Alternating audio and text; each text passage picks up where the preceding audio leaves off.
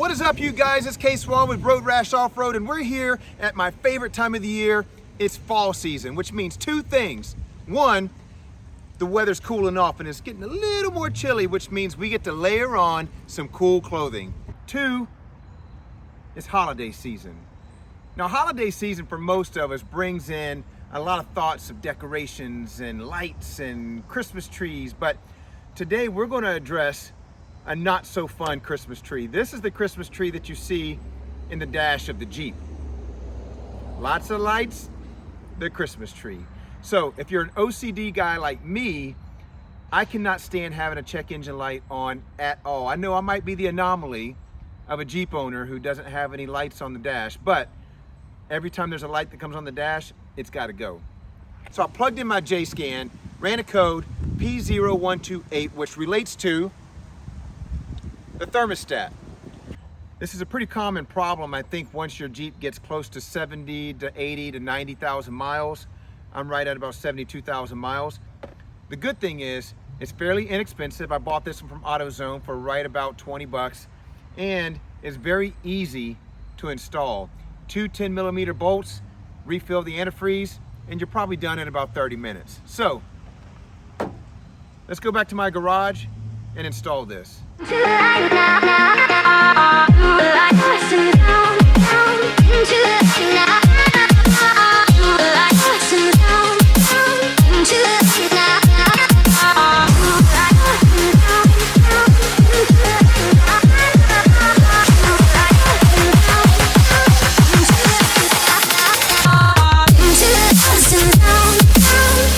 So we're back here at my garage. There's a couple tools we're going to need for this project. Of course, you need your thermostat, your refill for antifreeze, your socket set, your wrenches, and then you're going to need a catch bucket. This is about to get nasty. We're going to get this hood open.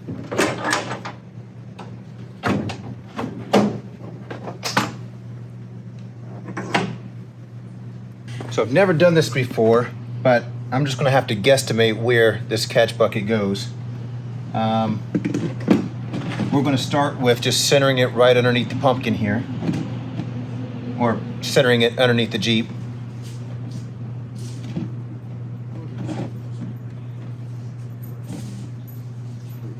Let's go up there and look. We're gonna start simply just by removing this cover. It literally just pulls up, very simply, and just set it to the side. I really need to get in here and clean this thing. Another video. But we're going to start by taking off this air hose here. There's a flathead and a flathead. We're going to remove this, two 10mm bolts, and we're going to remove this hose.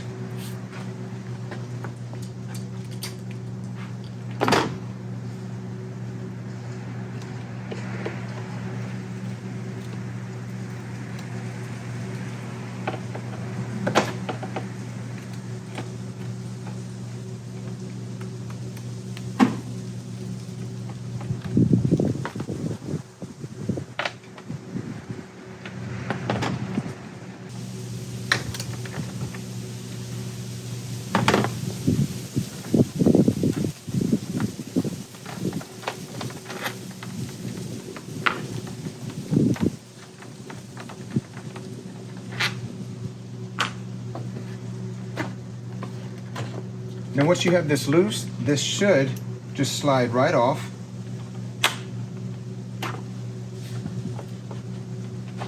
Just like that. Now just barely lift it up, and there's going to be a little sensor plug right here. We're going to unplug this.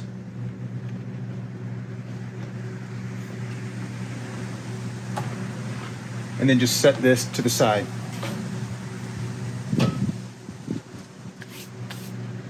Once we have this out of the way, you can see our thermostat right here. We got one bolt here on top, one on bottom. This housing just comes off. We have to remove this hose from here, and that new thermostat just pops on right there. Now removing this hose is the part that's going to get really messy. So I'm going to take this little catch pan and have it like an additional layer. I'm going to try to stick it right in here to try to catch any fluid coming out. We're going to take our pliers here. We're going to squeeze this together. You can see our fluid's already moving.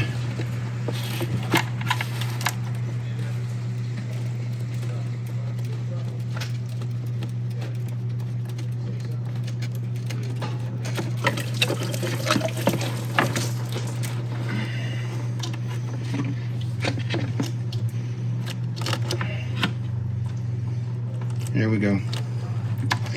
We want to try to lift it up above our radiator because there's still fluid in there. Our second catch pan really didn't do anything. It fell over. But our first catch pan is working just perfect. So removing the old thermostat, we've got two 10 millimeter. You can see one here and then one just underneath. We're going to pop those two out, and then this whole housing here should just pull straight out.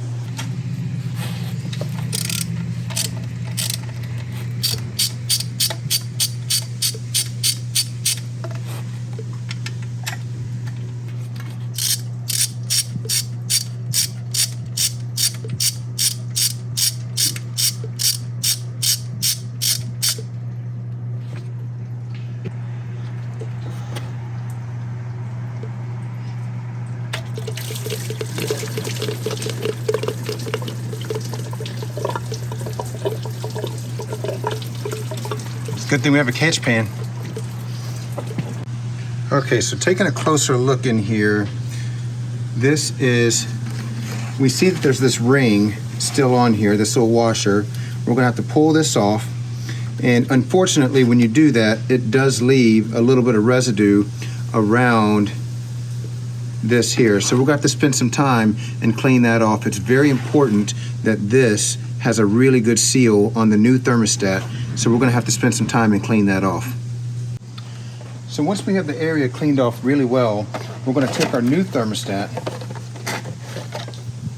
and you can see this one does not have the washer with it, it's in the box. So we're gonna have to put the washer on here, prepare it for installation.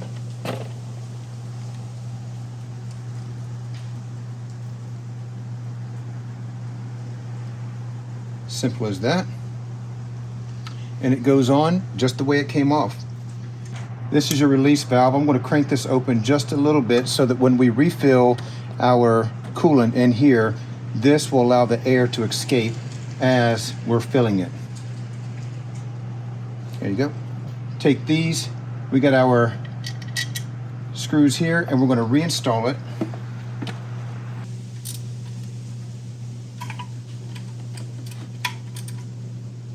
There you go. So once we have this tightened down to 106 foot-pounds, we are going to take our hose here and we're going to reclamp it back on here. You can see right here there's a little bitty notch which indicates where this hose ends. So just slide it on there all the way up to that notch, tighten your clamp back down, and then your thermostat part is done and we can reinstall our airflow. So we still have coolant in here, and once I pull this down, all that coolant's gonna wanna come out again. So we're gonna have to go fast. Here we go. Now if you see on our hose, we've got these little grooves where this little clamp used to sit in. See if you can get that clamp to sit back in those grooves exactly where it was. You'll have a much nicer, tighter fit if you're able to do that. There you go. So now that we have our thermostat installed, we've got our valve cracked open. We're going to refill. We're going to refill our coolant here until this starts to overflow, until we can see it start to come out here.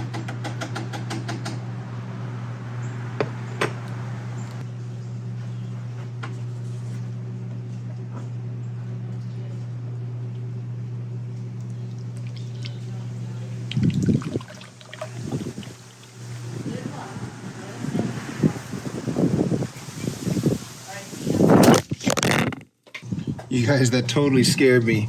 Sometimes, if you're a videographer, you know, sometimes you got to prop your phone up in some really odd angles, and the wind just completely blew my phone over from probably about 12 feet in the air.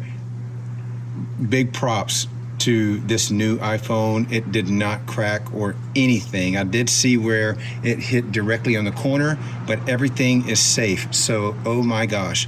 Anyway, to continue, I'm going to continue filling the coolant here and until we start to see drips coming out of here, which I see a little bit, but I didn't really see it coming out because I was too busy trying to catch my phone. Anyway, so I'm just going to watch it really close. We should be almost there.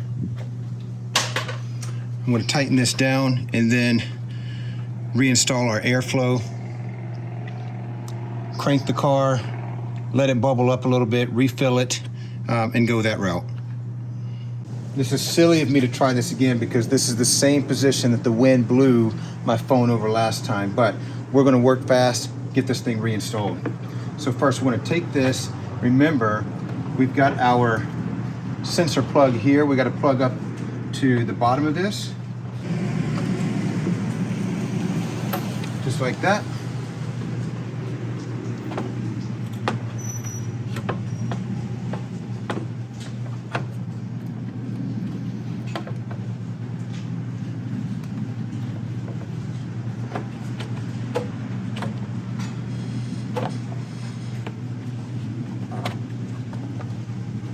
Let's move this hose out of the way. Get this seated in here. There you go. That slid right on. Let's check this one. That one slid right on. Let's take our screwdriver and tighten this one down.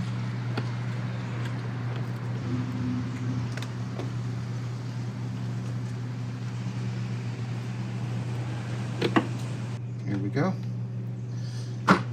Now we just want to take our two screws here.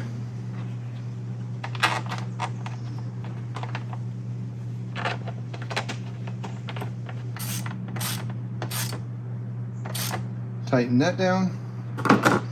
Put our hose back. And then pop our cover back on.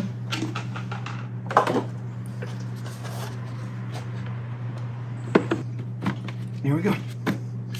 Now what we're going to do is we're going to start the car up, let it run for a second, and all of this is going to start bubbling up. So we will then shut the car off, refill it, run it again.